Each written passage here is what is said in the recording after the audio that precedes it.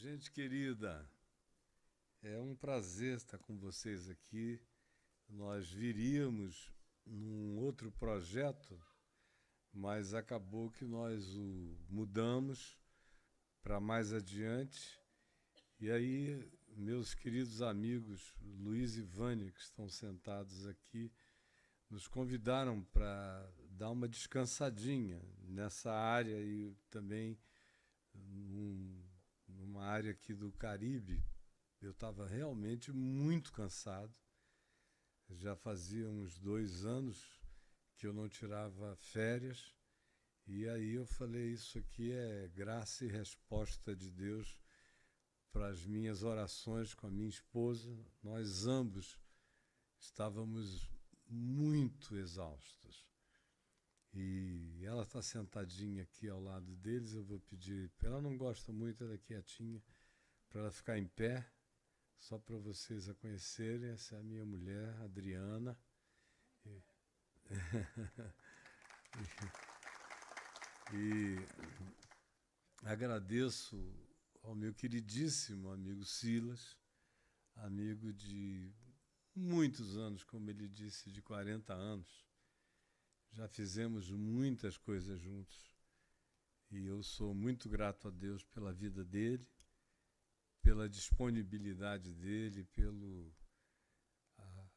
tempo que ele gastou para a gente estar aqui, pelo vai e vem, essa gente sem recursos, tendo que fazer tudo de maneira muito econômica, e ele conseguiu fazer isso tudo. Obrigado de coração, meu amigo. Como era quando a gente era bem jovem ainda. Deus te abençoe e muito obrigado. E chegando aqui eu encontrei com a Celinha, que está sentada ali. Ela disse, eu sou do tempo dos dinossauros. Ela se apresentou a Adriana, porque ela foi lá da Vinde, e de muitos anos atrás, e ficou muito tempo conosco, nos ajudou bastante. E agora você já está há quantos anos aqui na Flórida? Desde 2001, portanto há 19 anos, né? E tem bem mais tempo que eu não a vejo, talvez uns 22 anos, 22, 23, sem vê-la. Tive muito prazer de encontrar você aqui logo na entrada e receber um abraço tão carinhoso e tantos outros rostos que me são familiares aqui de cima, olhando nos detalhes, de modo que eu quero abraçar cada um de vocês. Eu sei que tem gente que veio de longe. De onde você veio fora de Orlando? Quem não é de Orlando, por favor, levante a mão. Olha só, tem quase mais gente que não é de Orlando que de Orlando. E de bem longe, você não quer dizer para todo mundo de onde você veio? Quem é que veio da Califórnia? Tem alguém da Califórnia aqui ou de Nova York? Nova York,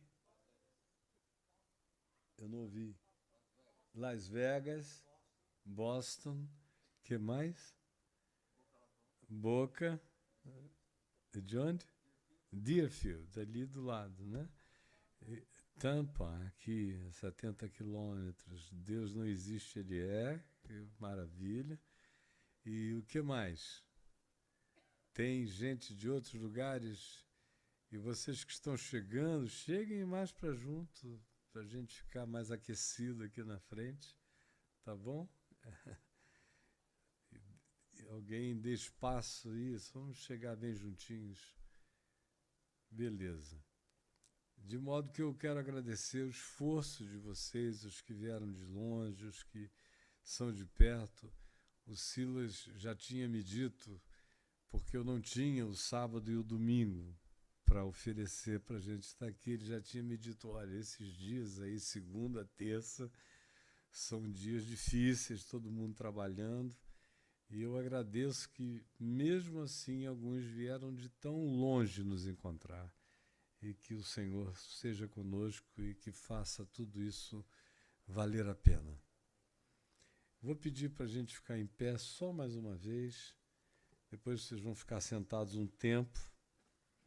E abram a Bíblia, por favor, em Lucas, no capítulo 9, do verso 46 em diante. Lucas 9, tem Bíblias presenciais e tem Bíblias digitais aqui, não é? Entre nós. Tem mais Bíblias digitais do que Bíblias físicas. Então, abra qualquer uma das duas, por favor, em Lucas, capítulo 9, do verso 46 até o 56, que diz assim: levantou-se entre eles, os discípulos, uma discussão sobre qual deles seria o maior. Mas Jesus, sabendo o que se lhes passava no coração, tomou uma criança, colocou-a junto a si e lhes disse: quem receber esta criança em meu nome, a mim me recebe. E quem receber a mim, recebe aquele que me enviou. Porque aquele que entre vós for o menor de todos, esse é aquele que é grande.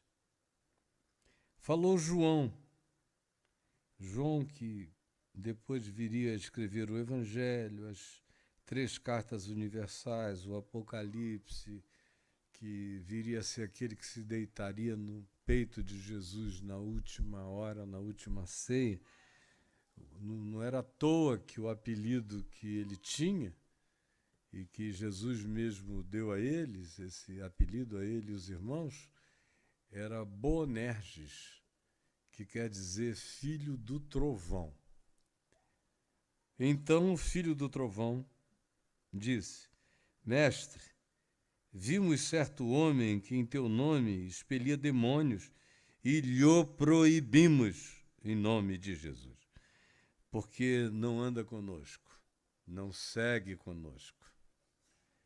Mas Jesus lhe disse: não proibais, pois quem não é contra vós outros é por vós outros. E aconteceu que, ao se completarem os dias em que Jesus devia ser assunto aos céus, partir da terra para o Pai, manifestou no seu semblante, manifestou no rosto, a intrépida resolução de ir para Jerusalém, porque ele já dissera que profeta nenhum morria fora de Jerusalém. Era uma cidade assassina de profetas.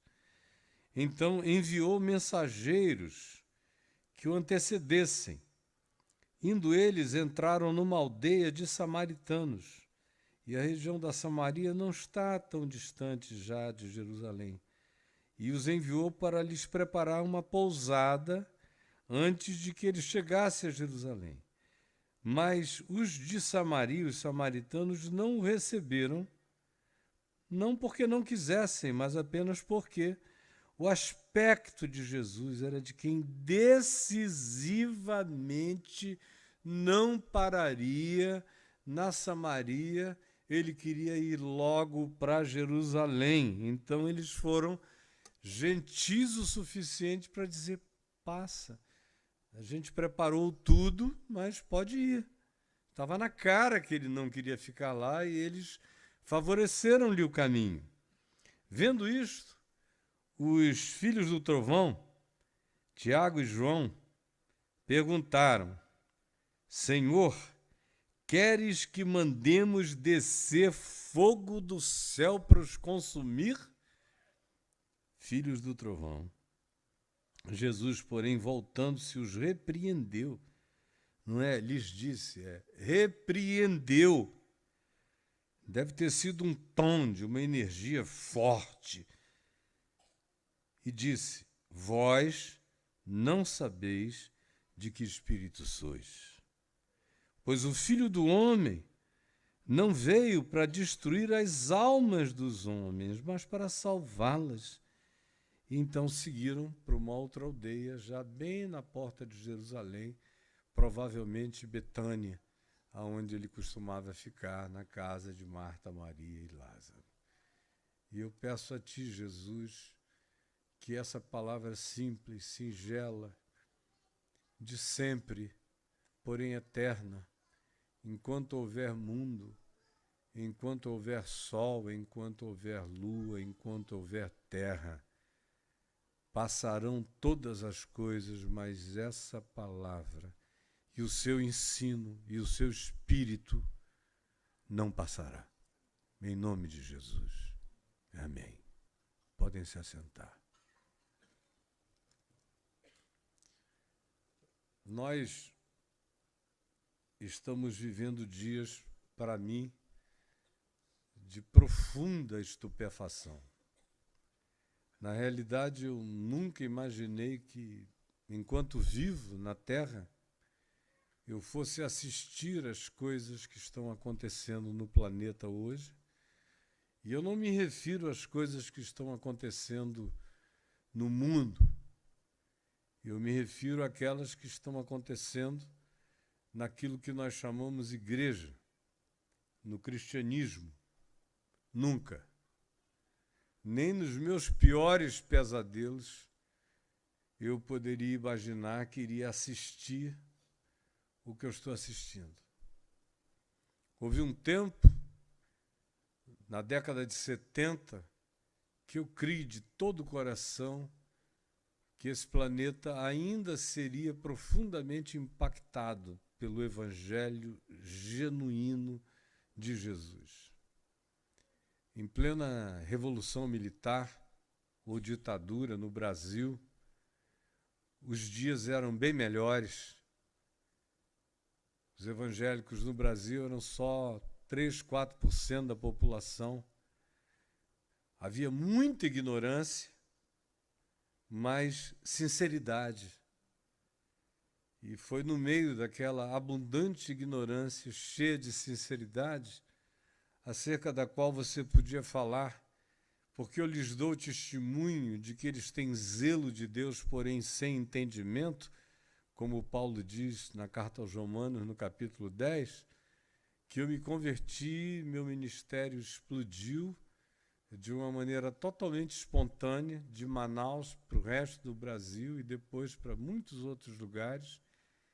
Na década de 80, a ditadura militar foi dando lugar à democracia e num período de 4, 5 anos nós saímos daquele que era um tacão de regime pesado para a liberdade democrática. Mas mesmo o peso da ditadura no início dos anos 80 não pesava como eu sinto o espírito que pesa hoje. Muitas vezes eu preguei no Congresso, em Brasília, em reuniões diversas, tanto na Câmara quanto no Senado, no profeta Isaías, no profeta Jeremias, em Amós, e a pastorada aos montes lá, uma quantidade enorme, deputados, senadores, todo mundo ouvindo. E quando eu acabava, tinha gente que dizia: você vai sair escoltado daqui direto para uma prisão, pelo que você falou, apenas citando a Escritura, a Bíblia, o espírito da palavra. E ao contrário, nunca nada aconteceu. Havia era um respeito enorme, porque até os militares sabiam fazer diferença sobre quem eram os evangélicos que entregavam os próprios crentes, como fizeram na década de 60 para a ditadura, e aqueles que eram leais e sinceros para com a palavra.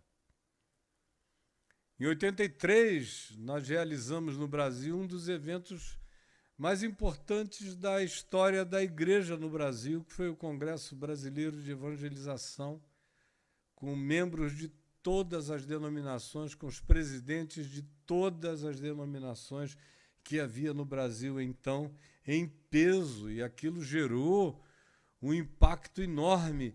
E a mim, juntamente com outros amigos e irmãos, nos deu a certeza imensa de que haveria uma virada, haveria um impacto extraordinário, e outros eventos vieram, como o Comiban, onde o Silas estava bem ativo, o pai do André, que está aqui tirando fotos, e o pastor Edson estava lá, e eu estive pregando no encerramento, e gente de tantos lugares com o mesmo fervor, com a mesma alegria sincera em torno do Evangelho. Depois nós entramos nos anos 90 e começou a haver uma explosão. Eu, por exemplo, estava todos os dias em todas as mídias do país. E eles não estavam lá para saber de fofoca nenhuma, queriam saber qual era a minha agenda do dia, onde é que eu ia pregar, que favela eu ia subir, o que ia acontecer. Botavam caminhões de transmissão lá na porta de casa ou em qualquer lugar. Enfim, era algo totalmente diferente em processo. Aí surgiram explosões de movimentos de natureza social, de compaixão, de misericórdia, de ação, de envolvimento com a miséria, com aqueles que não tinham condição alguma na vida. E aquilo foi explodindo para todos os lados. Em 84, por exemplo, eu adotei uma filha, e a adoção dela me fez tão bem que eu criei mais uma organização chamada Adoções Adoçam. E no primeiro período, em 2 anos, 8 a 10 mil crianças foram adotadas pelas igrejas. Isso acho que eu fiquei sabendo, fora a quantidade enorme. Havia um espírito de generosidade, de compaixão, de misericórdia para com os pobres, os desfavorecidos, os desconsiderados pelos governos ou pelas elites, mas havia um interesse em que as pessoas fossem ajudadas, e eu fui ajudado a ajudar milhões de pessoas a partir de grupos empresariais que não tinham necessariamente nada a ver com qualquer vínculo com igreja, mas queriam que, pelo menos através da minha vida, a palavra da esperança, tanto quanto o benefício, chegasse às pessoas. E muitos foram ajudados, e graças a Deus ninguém pode tirar isso deles. Muitos se formaram, muitos se tornaram profissionais de todos os tipos, muitos se salvaram de perspectivas de existências que teriam colocado-os em situações totalmente irredimíveis no curso da vida. Aí nós terminamos o ano, a década de 90, já com todos os sinais do que vinha pela frente. Subitamente deu uma virada. Aí nós começamos os anos 2000 e foram anos de derrocada. Nunca, numericamente, o que a gente chama de igreja cresceu tanto. Não foi propriamente um crescimento, um inchaço, sem consciência. Muita gente comprando Bíblia, as sociedades bíblicas faturaram como nunca. Mas nunca se leu tão pouco a palavra, nunca se desconheceu tanto o Evangelho, nunca a Bíblia foi tanto apenas um talismã, um livro mágico para se guardar em casa, para espantar espíritos maus. Nunca se foi tão obscurantista, tendo tudo para que não se o fosse. À medida em que as tecnologias aumentavam e o acesso à informação crescia, no meio cristão a desinformação florescia, e a superstição aumentava, e o obscurantismo se enraizava. Aí você diz, e hoje? Hoje nós estamos vivendo dias tão horrorosos quanto aqueles que precederam a reforma protestante do século XVI. Idade de trevas, de obscurantismo, de loucura, da alma vendida. Nós regredimos para aquele tempo no qual a igreja, que nunca foi perfeita, mas era sincera, embora ignorante, entre o primeiro e o terceiro século, foi corrompida pelo imperador Constantino, tanto quanto corrompeu o imperador Constantino no quarto século, de modo que a gente não sabe quem corrompeu mais quem. Constantino corrompeu a igreja. E a igreja gostou e corrompeu Constantino, de modo que eles retroalimentaram aquele processo que gerou o cristianismo e acabou com a igreja.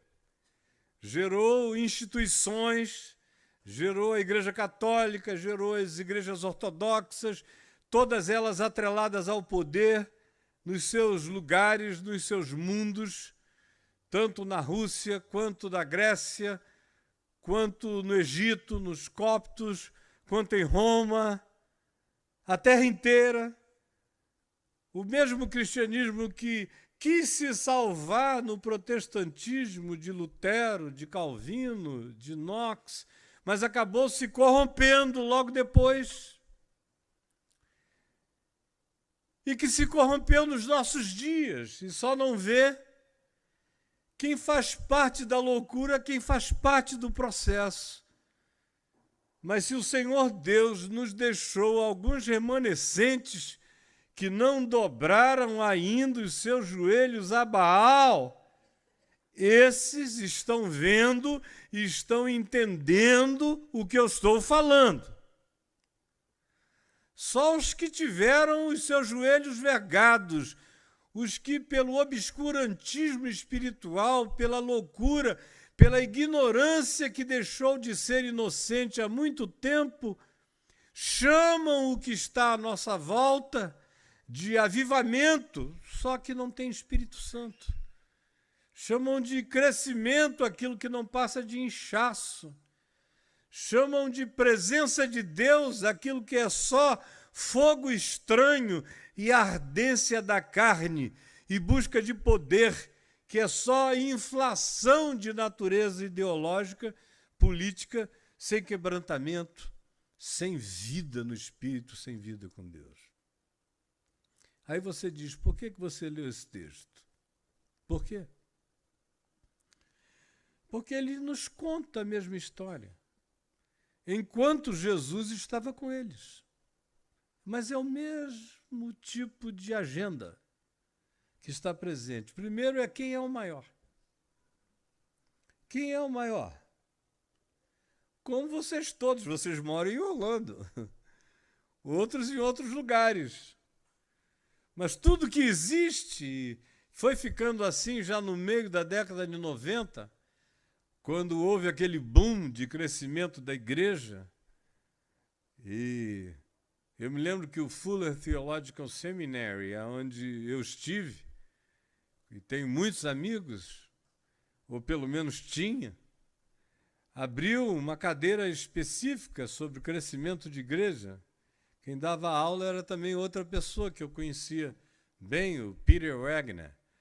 E o centro desse movimento estava na Coreia do Sul, na igreja do Po Yong-cho, que depois se rebatizou com o nome de David Yong-cho. Tem gente aqui que não sabe nem o que eu estou falando, parece que eu estou falando grego, mas os dinossauros sabem do que eu estou falando. Foi ali que começou esse espírito do quem é o maior. Aí, aqui nos Estados Unidos, ficou a loucura de ver qual era a maior igreja. As coisas eram medidas por tamanho, por metro quadrado de templo, por quantos cultos por domingo se tinha e qual era a attendance em cada um dos services, das reuniões. Willow Creek, lá em Chicago, o povo todo foi ficando louco. Meu Deus, São milhares por domingo. E eu fui muitas vezes lá, eu conhecia a liderança toda, eles me conheciam. Falei em eventos lá e, enfim, tínhamos proximidade. Eu tive proximidade com todas as grandes figuras do movimento cristão americano nos anos 80, 90 e até hoje, os que sobreviveram intactos. Tem outros que já partiram para o Senhor, outros ainda estão intactos. Mas quanto mais intactos eles ficam, mais distanciados de tudo eles se tornam. Primeiro porque eles não aguentam fazer parte da ânsia de vômito. Como conversando com um deles hoje, muito conhecido do país, ele falou, eu não suporto. It makes me sick. E ao mesmo tempo a presença deles deixa os outros, os que negaram o Evangelho em nome da igreja e de quem é o maior, esses não suportam nem a presença deles. Quem é o maior? E aí você começa a medir, as pessoas falam comigo hoje em dia, não, eu frequento uma igreja em Dallas, que é a maior que tenho, eu frequento uma outra, todo mundo só me fala de quem é o maior. Eles vêm com a história de agora a maior é a fulana. Fulana é supostamente uma igreja, não uma mulher. Agora o maior é o pastor tal. Aí você vai saber porque ele tem 6 cultos por reunião e o que ele possui caracteriza o maior. E aqui tem um grupo de 12. Vocês vejam que não precisa haver milhões para que essa corrupção penetre. Com muito pouca gente, esse negócio pode ficar podre. Quem é o maior? E Jesus, conhecendo-lhes o coração. Imagina só, se com esses 12, o grito do coração deles já era um choque para Jesus, andando com Jesus, o que não tem mais quase ninguém fazendo. Você pergunta, está todo mundo andando no mover tal, na doutrina tal, no movimento tal. Jesus mesmo, quase nada. Agora, a fé de Abraão, é a fé de Gideão, é a fé de Sansão.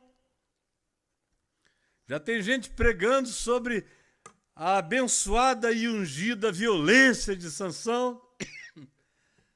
É a unção de Davi, especialmente quando cortava prepúcios de filisteus e trazia na mão, gloriosamente, aquele bando de fimose pendurada, aquelas pelancas filisteias, lá trazia ele. Tem gente já nesse espírito. Quando você vê uma pregação em Isaías, em Jeremias, é naqueles momentos em que eles estão dizendo a Israel que se não se convertessem ao Senhor, iriam para o exílio, ou isso e aquilo. Eles usam apenas os textos violentos do Velho Testamento para trazerem pânico na mente dos crentes. E não é para nada, é para trazerem dinheiro ao gasofilácio. Malaquias na cabeça, porque senão os 4 tipos de gafanhotos mencionados na Bíblia vão perseguir você. A tua casa, vão devorar tudo. Novo Testamento, então, nada. Jesus é um estranho, é um alienígena, cada vez mais distante, porque Jesus ensina a amar, a perdoar, a ser misericordioso com o inimigo, a acolher. Jesus diz que os que vão entrar no reino dos céus são os que dão água, pão, comida, visitam, são gregários, são misericordiosos, têm compaixão dos que estão sendo perseguidos. acolhem o órfão, a viúva, o estrangeiro, o refugiado. Jesus não serve para esse tempo, não serve para esta hora, não serve para esta geração, não serve aos objetivos políticos desse tempo, desse momento de escuridão. As Bíblias estão presentes, mas a palavra está morta, falida e moribunda. Quanto tempo faz que você não ouve uma mensagem de fato sobre cruz, arrependimento, convergência dos pecados humanos para Jesus, a ressurreição não como uma história de poder, para mostrar que o nosso Deus é mais poderoso do que os outros, não para comparar com Buda, Confúcio, Maomé ou qualquer outra coisa, numa espécie de UFC de deuses, num panteão de poderosos. Quanto tempo faz que você não ouve uma mensagem sobre ressurreição como um fator que bota você para frente, que te levanta da angústia, da depressão, do pânico, que dá coragem para viver, que salva do suicídio? Enquanto isso, enquanto se pergunta quem é o maior, cresce o número de suicidas, pastores se suicidando, suas esposas, seus filhos, crentes desesperados, porque não tem evangelho, só tem essa ufania, esse grito orgulhoso, diabólico, essa síndrome de Lúcifer, em exaltação, mas o evangelho, o poder, o fator existencial, espiritual da ressurreição também está morto. Há um tempo atrás, um pastor dos mais conhecidos no Brasil disse para os líderes da sua denominação que a igreja inteira tinha que se mobilizar para eleger a maior quantidade possível de políticos. E aí alguém perguntou: por quê, pastor? Por que a gente precisa de tanto político assim? Aí ele disse: porque já imaginou, sem político nós não tínhamos o evangelho. Disse: olha só, vamos pensar em Jesus. Jesus, a gente não teria nada para falar de Jesus se não fosse José de Arimateia e Nicodemos, que eram os políticos, membros do Knesset, do Sinédrio, que era a instância política de Israel. Porque quando Jesus morreu na cruz, se não tivesse a influência política deles, Jesus ia ficar pendurado na cruz até apodrecer, como normalmente os romanos deixavam. Foram eles que foram lá querer apressar o processo.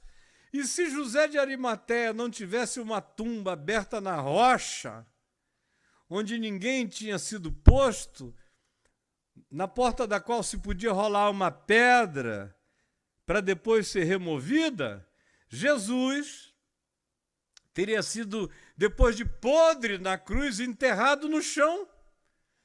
Não teria tido ressurreição, já pensou? Seria Jesus zumbi, saindo de lá todo podre.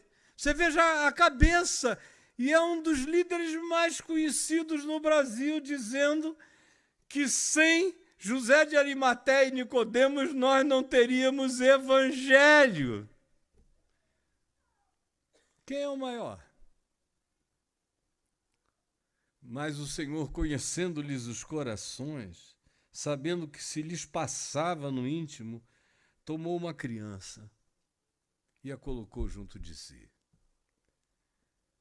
A primeira resposta de Jesus a essa loucura, a esse ensandecimento, a essa viagem diabólica, é pegar uma criança e botar no colo. Porque, minha gente, se eu e você não nos deixarmos manter e colocar juntinho e no colo do Senhor, a gente é tragado por tudo que está aí de loucura à nossa volta e não tem saída e não tem volta. Pegou uma criança e botou no peito junto a si e lhes disse: quem receber esta criança em meu nome, a mim me recebe. Isso hoje em dia, as pessoas, quanto tempo faz que você não ouve ninguém falar a respeito disso? Você de vez em quando vê gente sendo chamada, quem quer aceitar a Jesus aqui, levante a mão. O que Jesus nunca fez, né? Quem quiser me receber, levante a mão e venha à frente. Interessante, Jesus não falava de Jesus, ele falava o Evangelho. O Evangelho de Jesus é isso. Quem receber os outros, me recebe. Quer me receber? Acolha o seu irmão. Receba o diferente, não é só o seu irmão, é uma palavra que ficou corrompida. Você pensa nisso como membro de igreja. Não, isso não existia nos dias de Jesus. Seu irmão era o próximo, qualquer próximo, mais distante. O samaritano deu o exemplo de que o próximo é qualquer um. E acerca do exemplo dele, Jesus disse, vai tu e faz o mesmo. É assim que tem que ser feito. Você quer acolher Jesus? Ame a Jesus do seu próximo, acolha o próximo. Do contrário, meu irmão, como é que você vai amar a Deus a quem você não vê se você não ama o seu próximo, seja ele de que natureza seja, a quem você vê? Os racismos vão se trocando em mutualidade. Os brancos são racistas com os negros e os negros vão se tornando cada vez mais racistas com os brancos. E os povos todos vão ficando racistas uns contra os outros. Ontem mesmo eu, minha mulher, o Luiz e a Vânia, esposa dele, fomos objeto de uma experiência racista no lugar onde a gente estava, numa ilha, onde só havia pessoas de cor negra, mas que estão por aqui com o racismo que recebem, e agora, se você chega um pouco mais branquinho, recebe racismo também. Só vai tudo ficando pior, porque a gente não recebe Jesus no outro. Hoje eu estou aqui doido para dar um beijo naquele querido que está ali, a quem eu não beijo há mais de 20 e tantos anos. E na esposa dele, ele com uma barba bonita. Eu o vi converter-se lá em Manaus, há tantos anos atrás, há uns 40 anos, por aí. Silvio Lucena. Eu estava olhando daqui e vendo o meu amigo Alcimar sentado ali, com a cabeça branca. Tantos anos de convívio e tanta gente amada. É fácil amar a vocês. É moleza. Amar o Silas é fácil. Jesus mandou amar a todos, mandou amar o inimigo. Mandou estender o puxadinho para ele.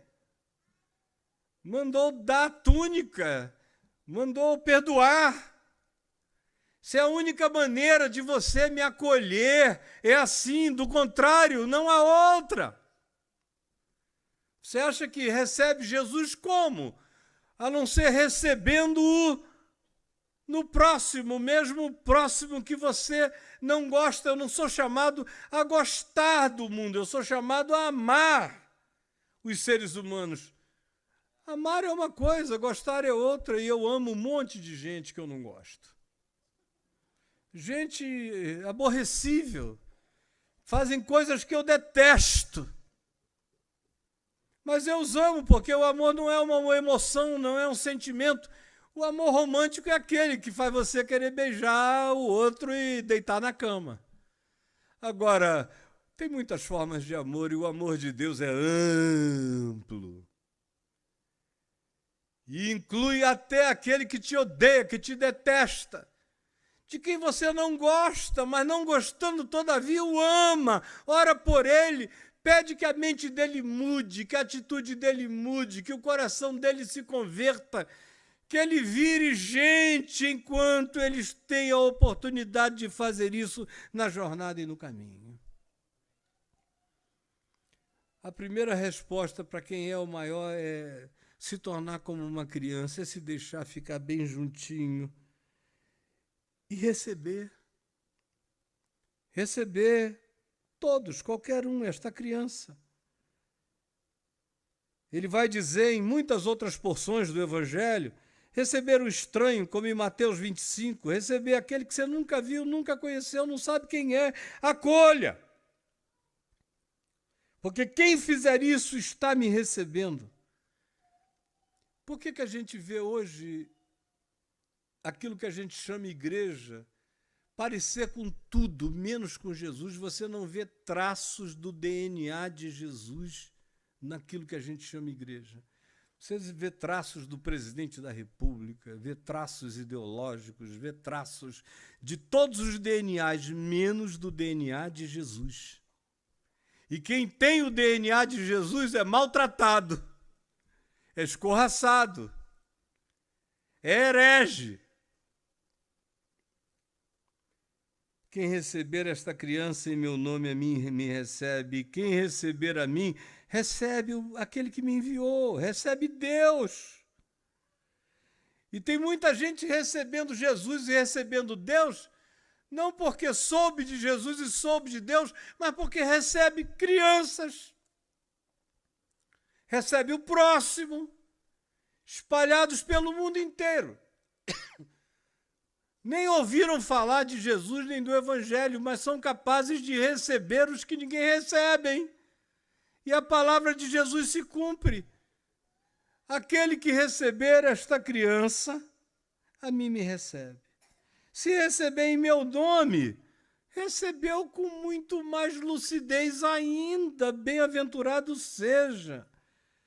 E recebe o meu Pai, aquele que me enviou, porque aquele que entre vós for o menor de todos.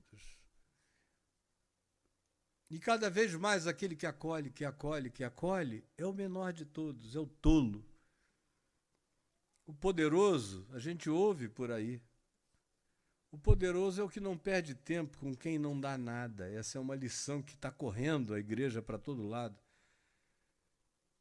Eu vou, às vezes, pelo Brasil, e aqui não vai ser possível, porque tem hora para acabar e tal. Mas se fosse no Brasil, eu só sairia daqui até dar um beijo na última pessoa e orar por quem quisesse.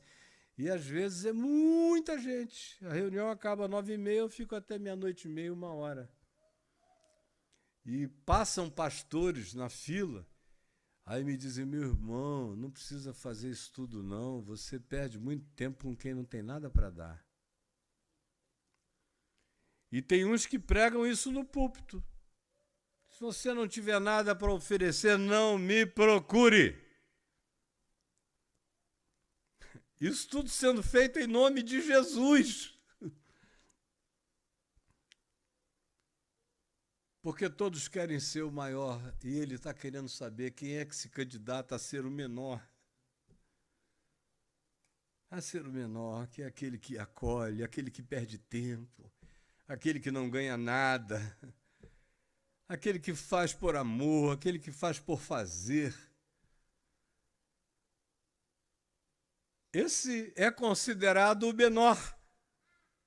E ele disse, aquele que for o menor de todos, esse aqui é grande na presença de Deus. Você tem esse sonho? Se numa época como essa, onde todo mundo quer ser exaltado, Senhor, me faz famoso. Eu vejo gente que me encontra por aí, meu Deus, o que eu faço para ser famoso? Eu digo, eu não tenho a menor ideia. Eu nunca tentei. O Silvio sabe que eu nunca tentei. Eu me converti lá em Manaus em 73, fui para a rua pregar para os hippies, para os malucos, para os loucos, convidá-los para a igreja. E aí depois a TV abriu a porta para mim, eu não estava lá na porta pedindo, por favor, deixa. Eu falei, não, me chamaram. O Dr. Felipe Dal falou, eu soube que está acontecendo um milagre na cidade, que você, que era o cara mais incorrigível da cidade, se converteu e está pregando. Você não quer pregar de graça aqui, não?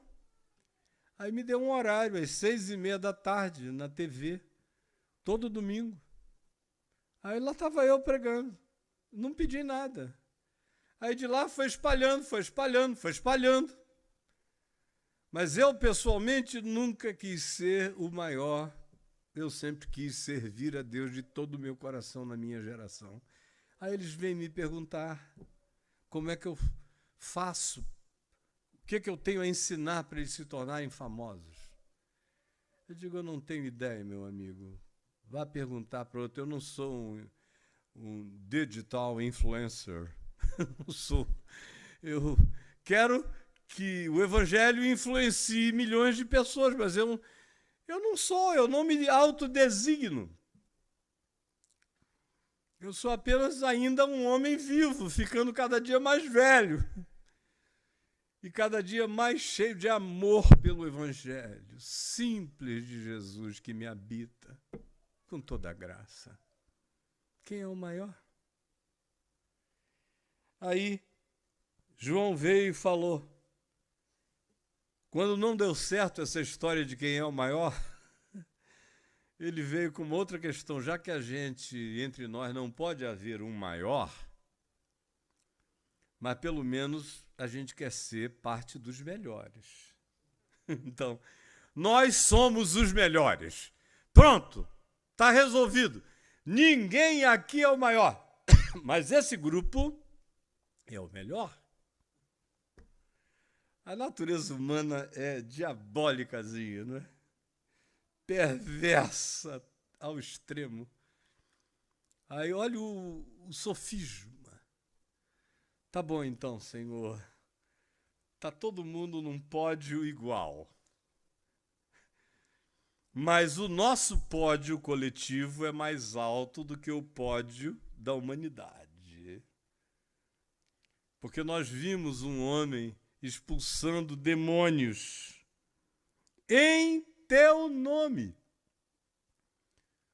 Mas se não fizer parte do grupo, se não aprender as manhas, as tretas, os trejeitos, as manias, os códigos do gueto que você pertence, se não tiver todos os cacuetes do grupo ao qual você é ligado, se não aplaudir as mesmas coisas, não adianta. O diabo pode sair quando você fala em nome de Jesus, mas os crentes vão querer calar tua boca. O diabo respeita a autoridade do nome de Jesus na tua boca, mas se você não anda com aquele grupo, se você não se identifica com aquele movimento, eles vão tentar calar tua boca de qualquer maneira. Por exemplo, tem muita gente que pensa que eu fui banido no meio evangélico, chamado de o grande herege, porque eu me divorciei. Não foi, não. Antes de mim, muitos se divorciaram e eu os ajudei a continuarem vivos dentro da igreja. O que foi a grande situação foi quando eu pedi divórcio da instituição. O divórcio da minha ex-esposa não teria sido um problema. Tanta gente me diz, Caio, você é o maior líder cristão que já existiu na história do Brasil. Fica aqui. Para com isso. O teu divórcio é bobagem. Dá 2 aninhos que já era. Eu disse, não, eu não estou me divorciando conjugalmente. Eu estou me divorciando institucionalmente, de tudo e de todos. Eu vou viver livre e abraçar a todos aqueles a quem Deus ama, que é o mundo inteiro, e com vocês não é possível. Quando eu abraço, subo num morro, prego o evangelho numa favela, 4.000 pessoas vão subindo à medida em que eu vou de casa em casa, e eles vão se unindo a mim. Depois eu desço com aqueles milhares, e uma mãe de santo para no meio da descida e diz assim: reverendo, o senhor podia entrar aqui, orar no meu terreiro, orar por mim, pela minha família? E eu entro lá e oro. É um escândalo. É um escândalo. Vocês ficam querendo de longe me segurar, me prender, determinar as fronteiras do amor de Deus na minha vida. E eu não vou aceitar isso, eu vou morrer livre como eu nasci livre no Evangelho. E quando eu nasci no Evangelho, eu não queria nada, eu não queria coisa alguma, eu não queria ser pastor, eu não queria ser teólogo, eu não queria nada do que me ofereceram, eu não busquei coisa alguma. Pediram, insistiram, eu neguei 2, 3 vezes. Aí eles fizeram porque era interessante para eles fazerem, não para mim. E agora sou eu aqui, presidente dos evangélicos do Brasil, sem poder expressar minha liberdade de consciência, porque tenho que viver na média ponderada de vocês. E a média ponderada da igreja é pura mediocridade. Para mim não dava. Foi isso. Como até hoje tem gente que diz: entra para uma das associações de pastores. Diz que esse tempo passou, que você vai ver. Mas eu estou cada vez mais feliz. Os ateus me amam, me ouvem, se convertem dentro das suas casas. Vocês sabem qual é a maior denominação, segunda maior denominação do Brasil hoje em dia? A primeira é a Assembleia de Deus. A segunda são os evangélicos sem igreja. Que eu pastoreio essa denominação. Milhares e milhares no Brasil e no mundo inteiro, ouvindo a palavra. Eles ficaram com trauma de templo, mas estão sendo destraumatizados pelo Evangelho para crerem com pureza singela no Senhor Jesus. E eu não vim ao mundo para ficar evangelizando aqueles que, tendo todos os recursos disponíveis, não querem, com tudo que tem na mão, crer em tudo que está claro. E não estou preocupado com o julgamento de ninguém, porque o que existe nessa coletividade é isto. Já que nós não podemos declarar quem é o maior, nós declaramos que nós somos os maiores. Nós somos melhores do que os islâmicos, embora a gente mate também, goste de uma guerra, abençoe tiranos. Se o cara disser que vai bombardear uma nação, a gente não está nem aí.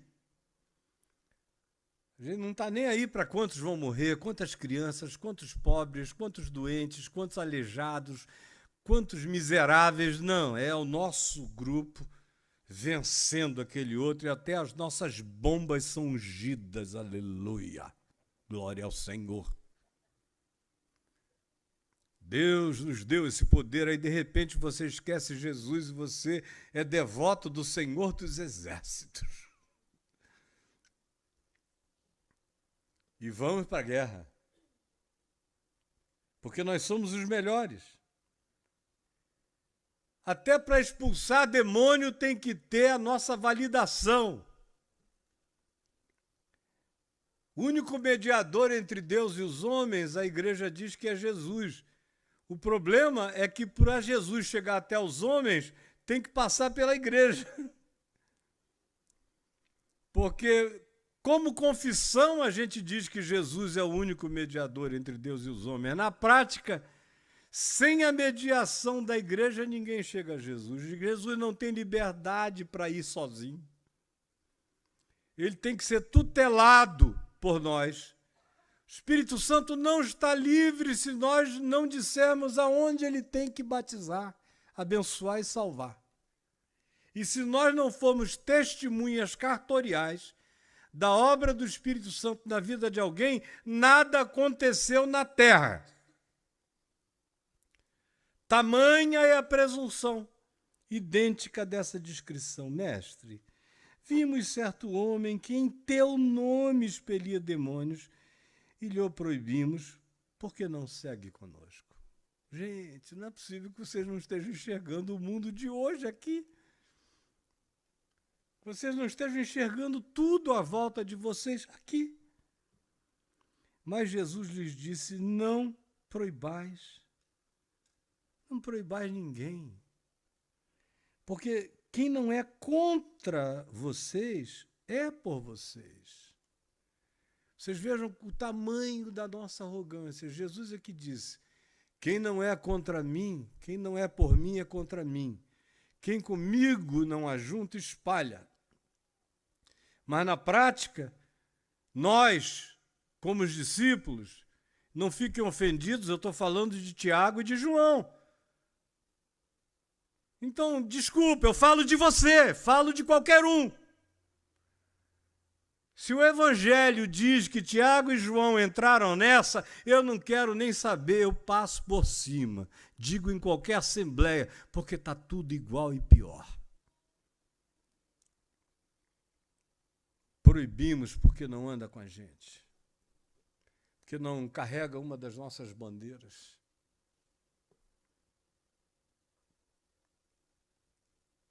Proibimos. E Jesus disse, olha, é inverso. Quem não é por mim é contra mim, quem comigo não ajunta, espalha. Mas sou eu, não são vocês. Vocês é o reverso disso tudo. Quem não é contra vocês já está agindo em favor. Então, não proíbam ninguém. Vocês não são o absoluto de nada, nem de coisa alguma. Mas na nossa arrogância a gente se coloca no lugar de Deus. Depois a gente fica querendo saber quem é o anticristo. O anticristo até aqui somos nós, que nos colocamos no lugar de Deus, sentamos no trono de Deus, proibimos quem quer que faça qualquer coisa em nome de Deus e que não ande conosco. Nós somos o Vaticano, em qualquer lugar, não é só na Igreja Católica. É esse mesmo Espírito, e não se discerne, assentado no lugar santo, falando em nome de Deus como se Deus fora. Proibindo. Não proibais. Quem não for contra vocês já está em favor de vocês. A vida é difícil demais. Se vocês entrarem nesse espírito, nesse molde de proibição, vocês vão cair no espírito do diabo. Alguém expulsa demônio em meu nome e vocês, como Satanáses, proíbem aquele que faz o bem de fazer o bem que faz. Só porque vocês se tornaram o absoluto arrogante de vocês próprios. Será que não dá para enxergar? Eu estou falando grego. Todo mundo está compreendendo o que eu estou dizendo aqui? Eu estou distorcendo alguma coisa do Evangelho até aqui? Se eu estiver, levante e diga. Agora, se você não se levantar e não disser, não se cale para sempre, não. Abra a sua boca e saia daqui dizendo, hoje eu ouvi o Evangelho de novo.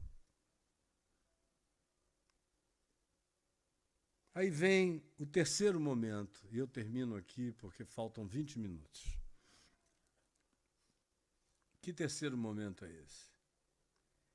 É Jesus que mandou os discípulos adiante dele para prepararem pousada, porque ele estava indo para Jerusalém e até chegar lá ele iria pernoitar em alguns lugares. Aí o que acontece? O que acontece é que alguns deles foram até a região da Samaria, e os judeus e os samaritanos se odiavam e se odeiam até hoje. E é um ódio que começou 700 anos antes de Cristo. E perdura até o dia de hoje, 2.700 anos de ódio por causa de religião. E são irmãos, teoricamente, têm o mesmo DNA.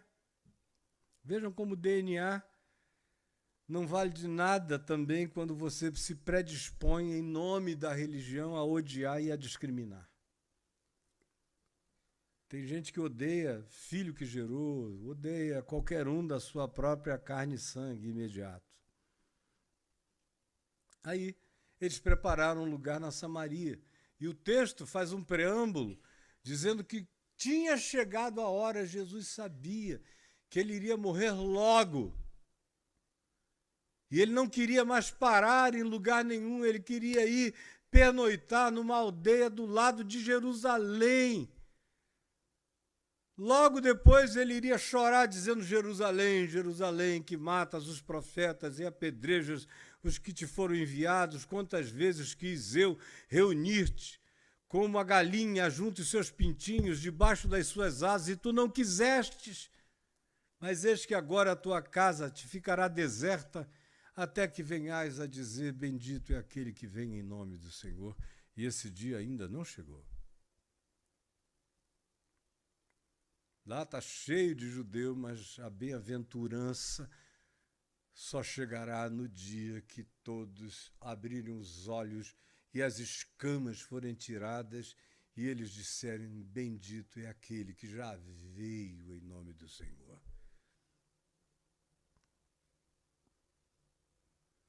Mas evangélico cultua judeu, não é? Eu acho que pouca gente conhece Israel tão bem quanto eu conheço no nosso meio ou no Brasil. Eu estou indo lá desde a década de 70. Conheço tudo lá, conheço Israel mais do que o Brasil.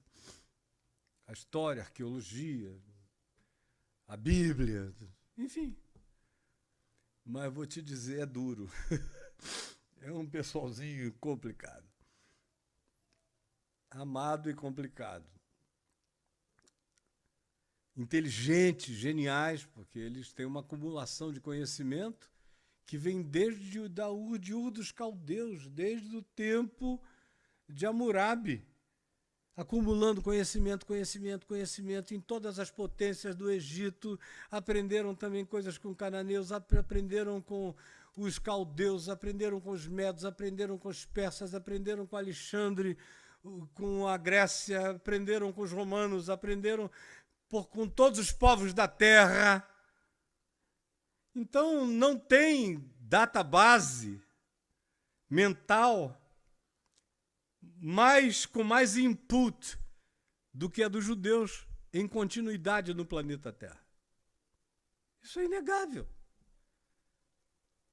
Agora, assim como nem sempre os ricos conseguem entrar no reino dos céus, também não é porque você é genial que você já tem um lugar no paraíso celestial. Por isso é que Paulo diz: tanto faz, tanto os judeus quanto os gregos, qualquer um, a salvação vem e também a sentença, porque não há acepção de pessoas, exceto para os judeus, diriam os evangélicos. Mas não há para ninguém. Tanto os filhos de Ismael, os islâmicos, quanto os judeus, são amados pelo Pai Celeste do mesmo modo. Até nós, brasileiros. Olha eu aqui, amado pelo Pai que está nos céus. Aí, mas como tinha aquele ranço, e João seguia Jesus, mas continuava com ranço cultural. E olha que o cara não era de nenhum pedigree especial. Ele nasceu na Galileia, dos gentios, onde tudo era misturado, Galil, círculo, mistura. é um blender de culturas, e era. Mas ele se arroga, de repente, ele fica todo judaico e todo discípulo. João estava num período ruim aqui, não é? Coitado, ele só vem dando fora. Pá, e pá, e pá, e bola para fora do estádio. Isso é um negócio horroroso. Aí ele vem aqui, agora ele diz assim, eu vou me redimir na ortodoxia. E a ortodoxia adora querer fazer fogo descer do céu sobre os outros. O cara diz, não, eu sou ortodoxo, mantenho a sã doutrina, o nome do Senhor em mim está intocável. Aí ele faz essa pergunta. Quando Jesus não queria ficar, deu a entender que não queria, os samaritanos fizeram a leitura certa e disseram, pode passar. O senhor não tem nenhuma obrigação de ficar, mas João trabalhou na logística, cuidou, quem sabe ele mesmo foi antes, organizou o negócio. E a logística é um diabo, né? Às vezes você prepara uma coisa que não é para acontecer, que chega na hora, não é para ser daquele jeito, mas a gente, só porque investiu tempo fazendo, aquilo tem que acontecer de qualquer modo, e você faz a coisa errada só porque fez antes de acontecer, e não consegue abrir mão de ter feito para não acontecer. Aí João disse, não, aqui não, aí é demais. Até antes, aquele cara expulsando demônio, eu levei na cabeça e tal, mas aqui fui eu, meu trabalho, meu esforço, minha missão. Aqui, Jesus tem que ficar. E como ele não podia enfrentar Jesus, aí ele fez uma transferência maravilhosa para a cabeça dos samaritanos. Como também é muito comum, o cara está com raiva de Deus. Aí escolhe alguém ou um grupo para transferir seu ódio todo para lá. Está com ódio da vida, infeliz, frustrado, chateado, magoado. Então, em nome de Deus, eu vou odiar alguém. Com direitos que só podem vir do inferno, não dos céus. Mas o cara tem que falar dos céus, até para propor um genocídio. O que o João estava querendo era um genocídio, mas tinha que ser um genocídio celestial. Crente é infernal. Se o cara quer matar, mas quer que seja fogo do céu. Oh, glória! Queres que façamos descer. Agora ele não vai dizer eu, ele bota no plural também, para diluir no coletivo a responsabilidade. Queres que façamos descer fogo do céu para os consumir? Ai, ai, ai. E eu vejo isso todo dia. Nesse nosso tempo, é ruim demais. Todo dia, gente. Vocês não veem, não? Sou eu que estou vendo? Pelo amor de Deus, eu vejo. Aqui mesmo, eu estou falando, estou me assistindo no YouTube, no Brasil. Tem gente dizendo, oh, glória a Deus, aleluia. Fala, vai, amém. E tem também aquele cara dizendo, desgraçado, miserável, só fala heresia, besteira, cala a boca. Tomara que você morra. Sim, isso é o brando. É o brando. Porque tem uns que os palavrões são imencionáveis até no Tártaros do inferno. O que o pessoal fala. Impressionante. E tudo crente. Tudo crente. Se você exalta Jesus aqui até não poder mais, mas mencionar o nome de alguém em quem eles votaram, eles te amaldiçoam até a última geração. O espírito é esse. Agora, veja-se, com Jesus presente, na cara de Deus em Jesus. Os caras têm coragem de fazer isso, de pedir autorização, ainda querem anuência divina. Querem validação celestial para o genocídio celestial. Querem que ele diga, eu quero. Era o que ele estava esperando. Queres, Senhor, que façamos descer fogo do céu para os consumir? Aí, o que ele está esperando que Jesus dissesse? Assim diz o meu Pai. Quase como um Henri Cristo. Eu quero. Ó Pai. E eles têm essa ousadia, porque eles iriam ficar pedindo fogo do céu o resto da vida e não ia cair nada, ia cair na cabeça deles. Mas não dos samaritanos. Queres que façamos? Para os consumir, é um pessoal que João queria que acabasse. Você já notou que no meio de nós, aí tem gente que pode estar dizendo, Caio tem essa mania de bater nos crentes, não sou eu não, é o Evangelho, entendeu? Isso aqui, Lucas, Marcos repetem a mesma história. Acusem o Evangelho, acusem o Espírito Santo. Não sou eu. Eu só estou lendo. Expandindo um pouquinho a história. Aí vem me acusar. Porque eles estão tão ligados ao ódio que quando você fala de amor, isso lhes dói na alma. É um importúnio que eles não suportam. Queres que façamos descer fogo do céu para os consumir? Ai, Jesus. Jesus diz, ai, meu Pai, até quando? Como ele diz algumas vezes, né? Até quando estarei convosco? Até quando vos sofrerei? Tipo, Pai, salva-me. Esse negócio desse cálice, afasta de mim esse cálice. Tem muito a ver com a insuportabilidade dessa loucura. Não é a narrativa sobre o que estava acontecendo no palácio de Herodes, nem entre os tetrarcas do período herodiano aqui, presente nos evangelhos, não, entre os discípulos. Jesus, porém, voltando-se, os repreendeu.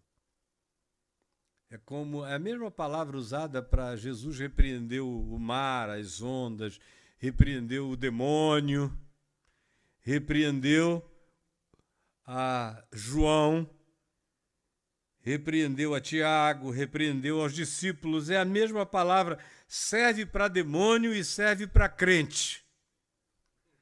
Os repreendeu.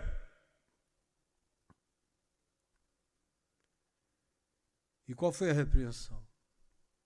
Vós não sabeis de que espírito sois. Eu não costumo pedir para ninguém repetir nada, porque me dá uma sensação de jardim da infância. Mas isso aqui eu vou pedir para vocês repetirem comigo, na creche da igreja El Bethel Temple, nesta terça-feira à noite. Vós não sabeis de que espírito sois. Agora, pense se vale para você dizer para dentro de você mesmo, eu não tenho sabido de que espírito eu sou. À luz de tudo que você aplaude, de tudo que você defende, de tudo que você briga em favor e que não carrega nada de Jesus, nenhum DNA do Evangelho, até porque o Evangelho mesmo, a maioria desconhece. Esse é o choque cada dia maior. Todo mundo tem Bíblia em casa, mas o Evangelho foi ensurdecido na mente da maioria das pessoas. Apagado, erased na mente, na alma da maioria. Por essa loucura do Deus do dinheiro, do Deus da prosperidade, do Deus disso e daquilo. Eu não tenho nada contra, meu Deus. A gente precisa comer, beber, se vestir, se possível ter meios para viver com mais conforto, e tanto mais quanto a gente tenha recursos, mais responsáveis nós somos por ajudar os que menos têm. Quando Deus me enriquece, Paulo diz que Ele nos enriquece para que na nossa riqueza nós sejamos ricos de graça, de generosidade, de bondade, de misericórdia, de favor. Esse é o espírito do Evangelho. Se a gente mantém esse ciclo, isso é vida. Se o ciclo é só vem a mim e não sai, não vaza de mim com graça para atender os que não têm, isso se torna maldição e não prosperidade. Tem muita gente pedindo prosperidade que amaldiçoa, ao invés de viver a prosperidade que enriquece e beneficia o ser para o bem. Vós não sabeis de que espírito sois. Aí eu vejo as escolhas. Tem crentes que às vezes me dizem, não, eu vou escolher essa pessoa para votar. Eu digo, mas por que, meu irmão? Ele adora ver pobre morto. Aí eu conto histórias, porque eu sei histórias, né? Eu ouço muitas histórias que ninguém ouve. Eu sou visitado por muita gente que vocês não têm nem ideia. Fico sabendo de coisas que eu não posso nem contar. Mas eu sei. Sei que o cara diz, não ajuda lá não, porque é perdida essa causa. Esse povo a gente tem que ajudar e acabar logo com eles. Mas o sujeito está no top de todos os poderes da nação, seja como seja. Quem menos tem poder é deputado federal. Querendo, se possível, que as populações mais pobres fossem e sejam eliminadas, porque elas não trazem vantagem nenhuma. Não produzem PIB. É por isso que no planeta hoje 2.300 seres humanos detêm o que seria equivalente à riqueza de 60% dos 7 bilhões e meio de habitantes da Terra. Você pode imaginar um negócio desse de vida. 60% de 7 bilhões e meio. E veja que 2.300 indivíduos tem o que seria o equivalente para o sustento medianamente simples desse povo. Está nas mãos de 2.300 e bilhões. Não é pobre, não, é em estado de miséria indescritível. Graças a Deus, esse coronavírus deu lá em Wuhan, na China. Você já pensou um negócio desse na África? Eles iam entrar onde? Naquelas maloquinhas para se esconder dos vírus? Eu botei um saco plástico na cabeça para morrer asfixiado? Ia haver uma mobilização mundial, mas graças a Deus foi na segunda maior potência da Terra, que logo, logo será a primeira. Porque, do contrário, ia ter um monte de gente feliz. Eu leio livros por aí de magnatas poderosos dizendo que o ideal para o planeta Terra é se a gente tivesse a eliminação de 6 bilhões de pessoas. Porque aí a gente equilibraria a população com uma riqueza média muito boa. Esse resto é peso morto. E tem gente que concorda e vai para a igreja domingo e levanta as mãos. Aleluia, eu te louvo, Senhor, com os teus anjos. Eu digo, meu Deus, eles não sabem de que espírito são, eles não têm a menor ideia de quem é Jesus e do juízo que eles estão chamando sobre eles. Vós não sabeis de que espírito sois. A gente define facilmente, só vendo a nossa agenda, o que a gente diz que é prioridade, o que a gente diz que tem mais valor. O tempo esgotou. Vós não sabeis de que espírito sois. Por quê, hein? Pois é simples entender. O Filho do Homem não veio para destruir. A palavra que João usou foi consumir. E Jesus diz: o Filho do Homem não veio para destruir as almas dos homens, mas para salvá-las. Acabou o nosso tempo, mas que o Evangelho continue ecoando na sua vida, no seu coração. Vamos ficar em pé. Eu, por mim, pagava mais caro e ficava um pouco mais, mas nós vamos terminar aqui agora. Lá fora a gente pode beijar todo mundo, lá do lado de fora. Então, olha, eu vou lá para o estacionamento, e lá no estacionamento, onde já não tem cota de serviço, eu vou dar um abraço em quem quiser me dar um abraço e um beijo. Eu quero te agradecer, Jesus, por esse encontro simples na terra, mas poderoso nos céus. Assistido por principados e potestades que aprenderam a tua sabedoria, a tua graça e o teu amor. Hoje à noite, com essa graça de evangelho, com essa sabedoria divina, manifesta aos homens contra o espírito do mundo, contra o espírito da morte, contra essa apostasia que toma conta desgraçadamente daquilo que deveria ser igreja e se transforma em braço político de poderes, de forças, não só aqui neste país, mas no mundo inteiro, no nosso Brasil, na terra, na América Latina toda. E em outros lugares e continentes se torna extensão manipulada de outras formas de pensamento religioso que tem, todavia, o mesmo espírito, igualzinho a esse que hoje domina a maioria entre nós. Por favor, tem compaixão. Eu grito aqui como uma voz no deserto, mas eu sei que a minha voz retumba nos céus. Eu sei que eu estou no teu colo, que eu estou juntinho de ti. Eu sei que tu me sabes, que tu me conheces, e que os demônios dizem: eu sei quem é Jesus, eu conheço a Jesus e eu sei quem é o Caio, porque tu me abraças, me guardas e me unges, e me dás poder para não temer nada, nem ninguém, nem tempo algum. E muito obrigado pela alegria crescente da vida eterna no meu coração.